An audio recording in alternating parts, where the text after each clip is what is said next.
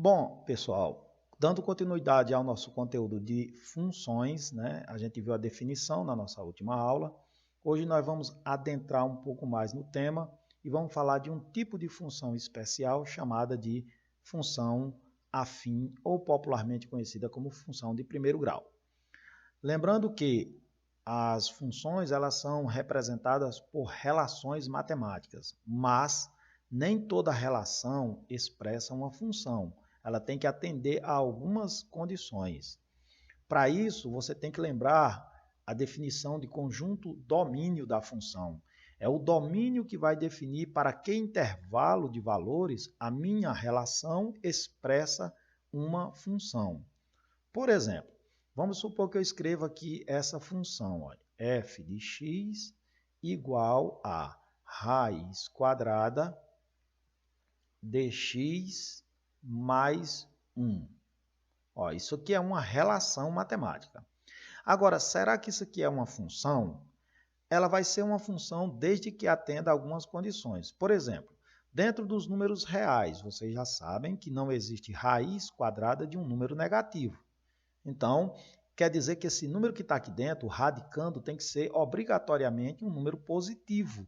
Então, isso aqui só vai ser uma função se e somente se o radicando, no caso x mais 1, for um número maior ou igual a zero. Isso implica em dizer que x vai ser maior ou igual a menos 1. Portanto, ó, essa relação só será uma função se o x, neste caso, for maior ou igual a 1. E isso nós chamamos de conjunto domínio dessa função, né? Então, a gente expressa assim, ó, o domínio da função vai ser os valores, vai ser o intervalo válido para a relação. Então, você escreve assim, ó, x pertencente aos números reais, tal que esse x seja um número maior ou igual a menos 1. Beleza? Eu vou colocar outra situação aqui, ó. Imagine agora que você tivesse uma função assim, ó, f de x igual a 1 dividido por 2x. Bom, veja, eu tenho agora uma divisão, mas não se esqueça que dentro dos números reais, a divisão ela também tem um limite. A divisão ela só é válida se o denominador for um número diferente de zero. Você não consegue dividir por zero, não com a matemática que vocês têm. A gente pode fazer isso através de outras ferramentas matemáticas, que é com o conceito de limites. Mas para a nossa matemática aqui, por enquanto, nós não vamos calcular funções ou razões cujo denominador seja zero. Então, você vai ter que impor a condição aqui. Qual é a condição? Que o denominador, no caso 2x, seja um número qualquer, porém diferente de zero.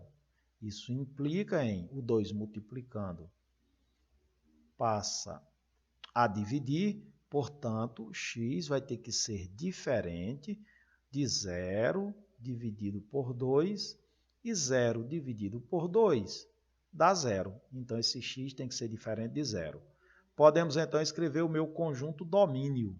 Como é que vai ficar o domínio dessa função agora? Ó, o domínio da função vai ser igual a x pertencente aos reais, tal que esse x tem que ser diferente de zero. Está aí o conjunto domínio. Eu vou colocar uma outra situação aqui, galera. F de x igual a 5 dividido pela raiz quadrada de x menos 2.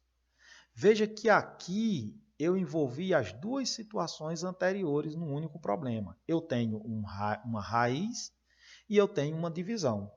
Aí lembrando da matemática elementar, quando o índice é um número par de uma raiz, no caso aqui raiz quadrada, né? Então um número par.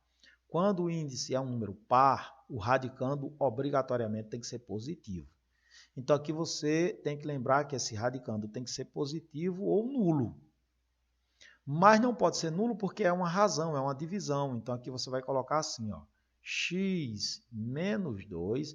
Quando era só a raiz, ó, aí a gente colocou maior ou igual a zero. Quando foi só a fração, diferente de zero. Então isso aqui vai ser um número que atenda às duas condições. Tem que ser maior que zero. Porque não pode ser negativo, por isso que eu não boto diferente. E nem pode ser igual a zero, por isso que eu não ponho igual. Então isso implica, passando 2 para o segundo membro, está subtraindo, passa a somar, vai ficar 0 mais 2, x maior do que 2. E agora eu posso escrever o meu conjunto domínio.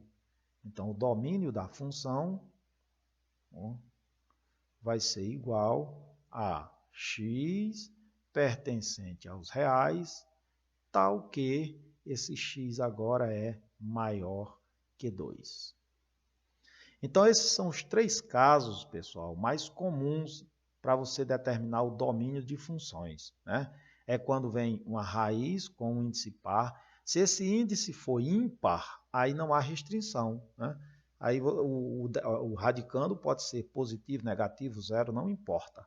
Mas se o índice for par, tem que obrigatoriamente ser positivo ou nulo. Se vier uma fração, não pode ser zero, tá bom? Beleza? Não se esqueçam disso.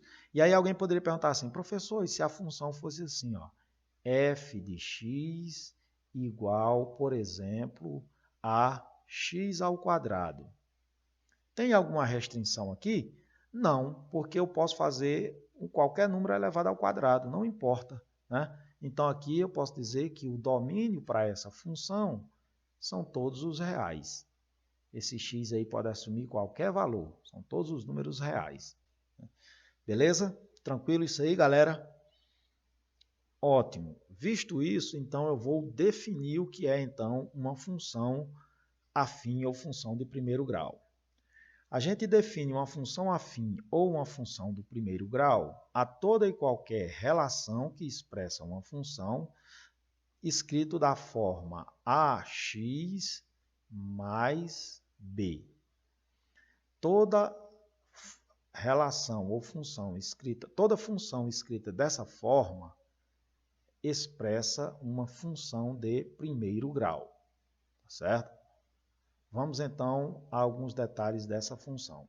Vamos nominar isso aqui, ó. Esse termo, primeiro, esse f de x, ó, esse f de x que aqui aparece, ele também pode ser chamado de y. É a mesma coisa que o f de x. E ela corresponde à variável dependente, porque ela depende do valor de x. Então, ela é chamada de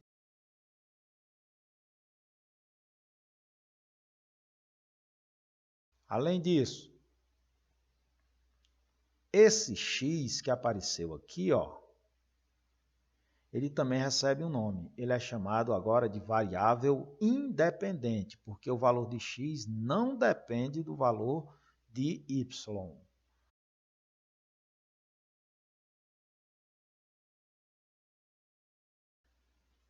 Além disso, esse a que aparece aqui, ó, recebe um nome que nós chamamos de coeficiente angular.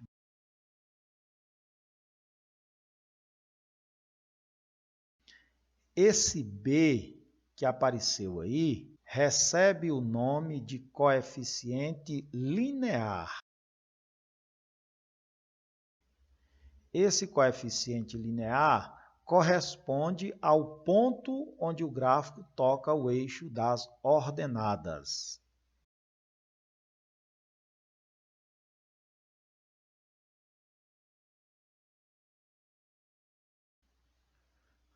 Ainda, se o coeficiente angular for positivo, maior que zero, aí nós classificamos essa função como sendo uma função crescente.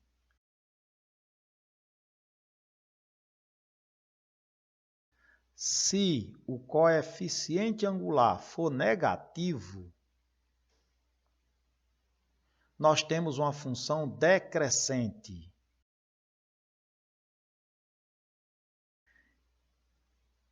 E se o coeficiente angular for nulo, nós temos uma função constante. Então, existem essas três relações matemáticas que definem a função. Eu posso classificar a função em crescente, decrescente ou constante. Graficamente, como é que eu represento isso? Vamos lá.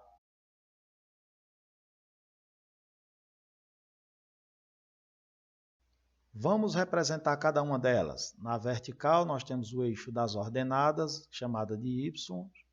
Na horizontal, o eixo das abscissas, que é o x. Não se esqueça que o eixo y é a mesma coisa que o eixo f de x. Aqui eu tenho x e aqui eu tenho x e y. Agora vamos representar cada um dos gráficos em cada uma das situações. Primeiro, coeficiente angular positivo. O gráfico é uma reta crescente. Então teria algo assim, ó. O gráfico está assim. Segundo, o gráfico é decrescente. Então teria uma reta mais ou menos assim, ó.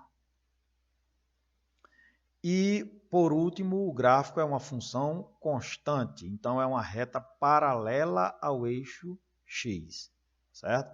Então aqui eu tenho as três situações, beleza? Pronto, então era inicialmente isso que nós tínhamos para definir sobre as funções afins. Nas próximas aulas, na próxima aula eu já vou começar a trabalhar a fundo com essas funções afins, beleza? Um forte abraço para todos e até a nossa próxima aula, viu, galera? Não esqueçam de dar uma estudada para valer nesse conteúdo, viu? Revisem o conteúdo, vejam essas videoaulas para não se perderem no meio do caminho.